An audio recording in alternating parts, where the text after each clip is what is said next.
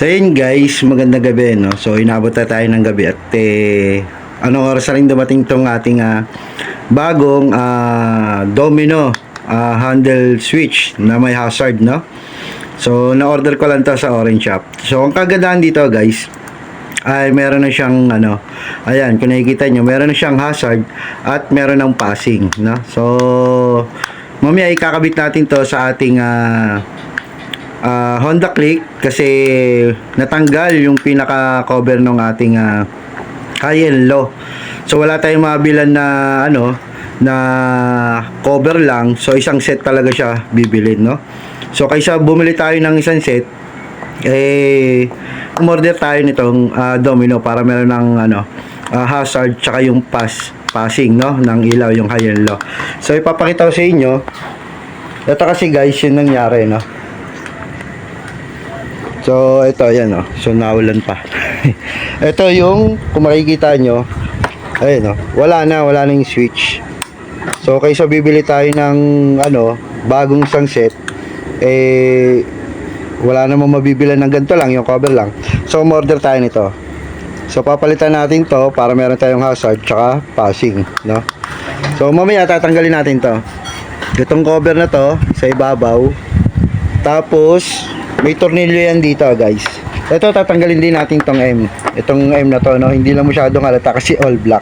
So may tornilyo yan dito. Kabilaan yan. Tapos dito sa ilalim. Bali 6 yan. Tapos meron pa dito sa pinakailalim. Ayan, oh. Ito, yan. So meron dito kabilaan. Tapos dito sa ilalim. Meron pa yan dito sa pinakailalim. Diba? Dito sa ilalim. So tatanggalin natin yan. Bali 6. Tapos may ginawa ako dito guys, para naman hindi siya prone sa tubig o pag nauulanan, no? May ginawa ako dito. So ito siya guys, tanggalin muna natin at ipapakita ko sa inyo kung ano yung ginawa ko rito para mas tumagal siya, no? At hindi siya mag-grounded pag nag-uulan. At ito nga, para mas tumagal yung kanyang buhay,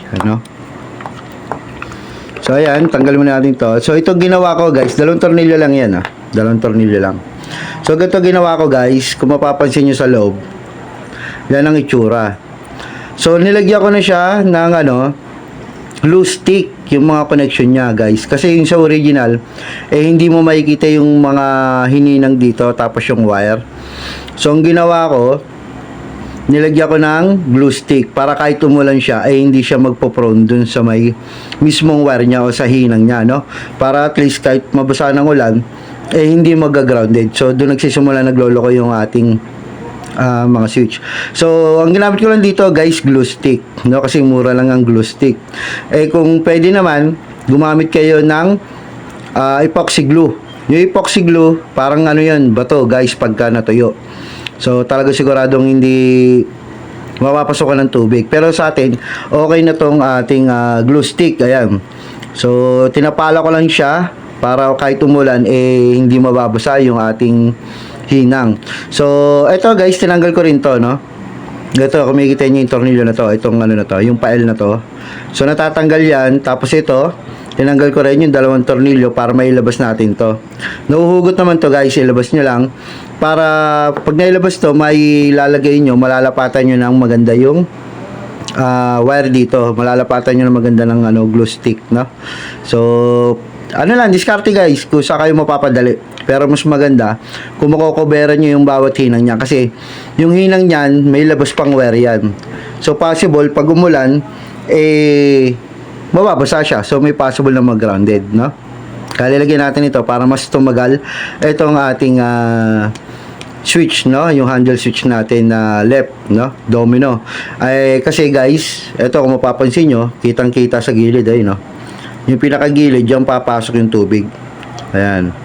Hindi tulad dun sa ating stock talagang pit. Talagang walang mapapasok na tubig. Kung may pumasok mga kaunti lang. Tapos, yung pinakahina nga niya is parang silyado din na itim. Kaya parang waterproof siya, no? So, sa atin, ginawa natin para mas tumagal tong ating switch. Nilagyan natin ng glue. Pwede kayong pwede kayong mamili kung glue stick o epoxy glue. Kaso epoxy glue medyo may kamahalan, no? Eh itong stick glue, 2 piso lang meron na, no? Ayan.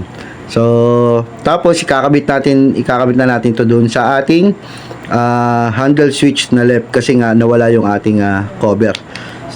No? So, tara guys, at paano naman ikabit dun sa ating manibela, no, sa handle switch. So, tara. So, dito guys, tatanggalin muna natin to, no? Itong M na to. So, ayun, tubig-tubig pa sa, buti tumigil ang ulan. So, tatanggalin natin to. Tapos ito. Itong M na to, no? Tatanggalin natin yan para ito, mahuhugot natin to. Ito lang cover guys, ito pinaka-cover. Para matanggal natin ito. Pati yung switch niya dito sa loob. Para matanggal natin, no? So, baklasin muna natin guys, tanggalin natin. Ito, susungkitin lang natin to guys. Susungkitin natin yan, umaangat naman yan. Wala naman tornilyo yan, naka-lock lang yan. So, ang tornilyo niyan dito. Dito sa loob ng M. Dalawa, tapos dalawa rito sa ilalim. Tapos yun dito sa likod. So, bali 6 yan. So, tanggal muna tayo guys. So, dito guys, gumamit lang kayo ng kutsara pag wala kayong panungkit. At wala pa yung order natin eh.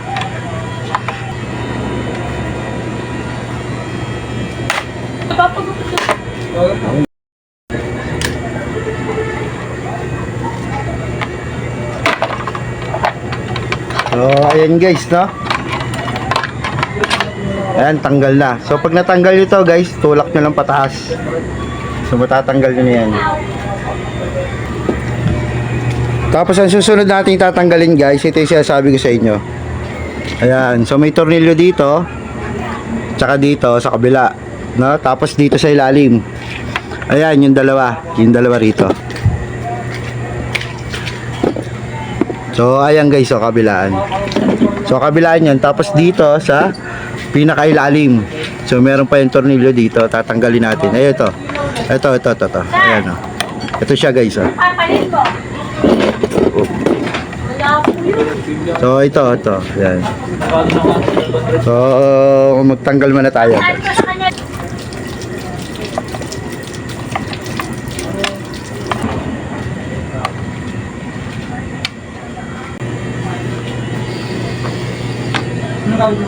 Pupunta yung nag-ulos ka sa nakakamay.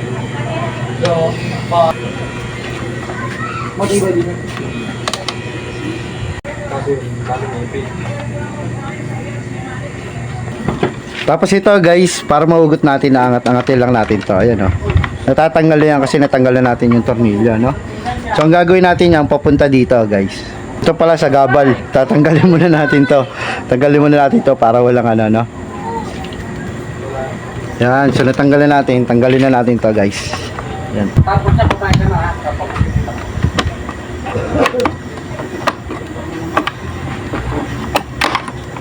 So, yan, tanggal na. So, gano'n lang siya. Tapos, susunod guys, ito naman ang tatanggalin natin. Ayan. So, meron din dito nakaklip guys, ha. Ito yung pinakatatanggalin natin. Kasi,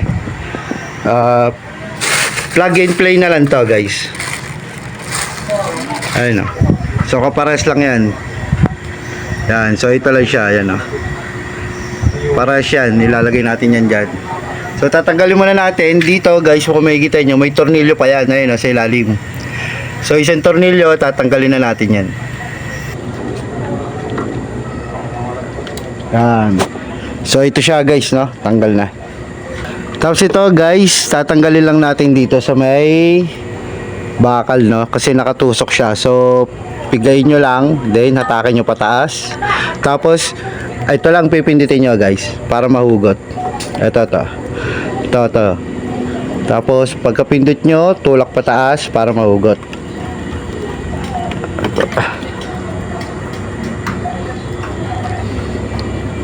Yan. Diba? So, gano'n lang kadali. Tapos, ito, tatanggalin na natin dito. Yan. Ito, tatanggalin na natin itong handle. Ito pa pala, guys. Meron pa pala dito isang tornilyo. Ayun, nakatago. Ayun, o. So, tatanggalin din natin yan.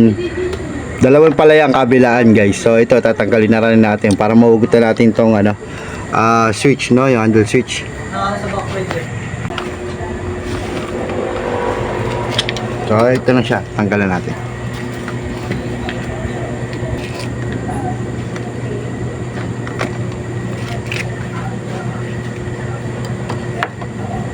So ito na, tatanggal na natin guys, no. Pagtanggal nito, dito kayo magsisimula sa ilalim. Ayun, no, kasi nakaipit to, no, yung ano, signal light. So ayan, no, nakati. So ayan, no, nakati. So dito kayo magsisimula sa ilalim pag nagtanggal. Ayun, no, kasi nakaipit yan. So ito na ang ipapalit natin. Yan. Ito na. So ikakabit na natin to guys. Ganun lang din guys kung paano nyo baklasin to. Paano nyo baklasin to, ganun din yun pagkabit. So same lang sila, no.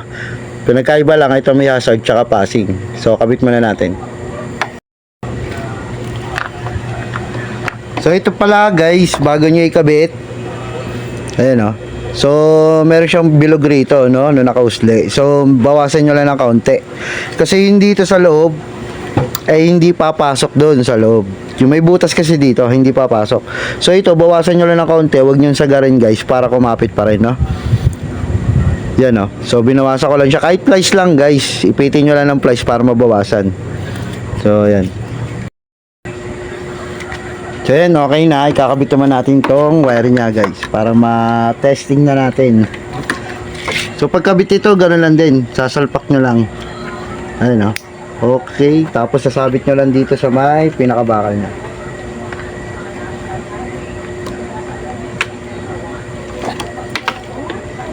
Yan, so okay na. And then tetestingin natin muna guys kung gumagana lahat, no.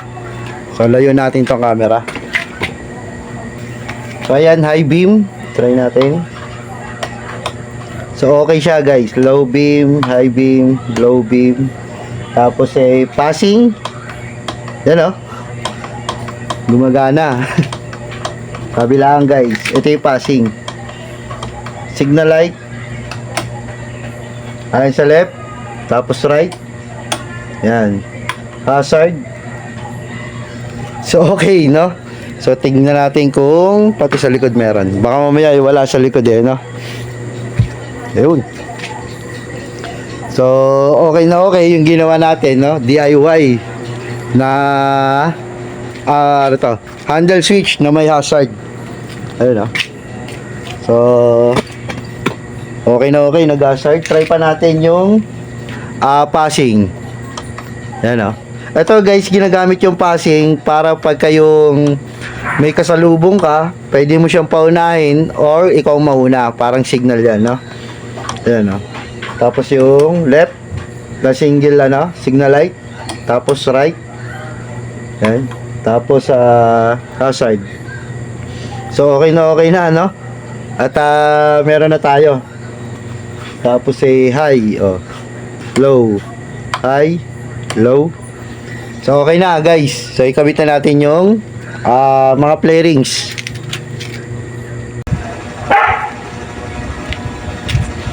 So okay na guys, naikabit na natin, no. Ayun, no, napakasimple. Ito wala nang tornilyo to So pagdating dito, pupukpukin nyo lang pag ganun, ayos na. So hindi ko na ipapakita kung paano ikabit yung side mirror, no, at yung ating phone holder. So testingin pa natin ulit guys ng isa pa. Yan. Okay muna natin. So high beam tayo, high beam, low beam, passing. Yan, no. Signal light left, signal light right. Yan. Tapos hazard.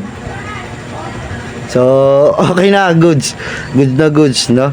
So ayun guys. Ayun guys, dito ka natatapusin tong video na to, no.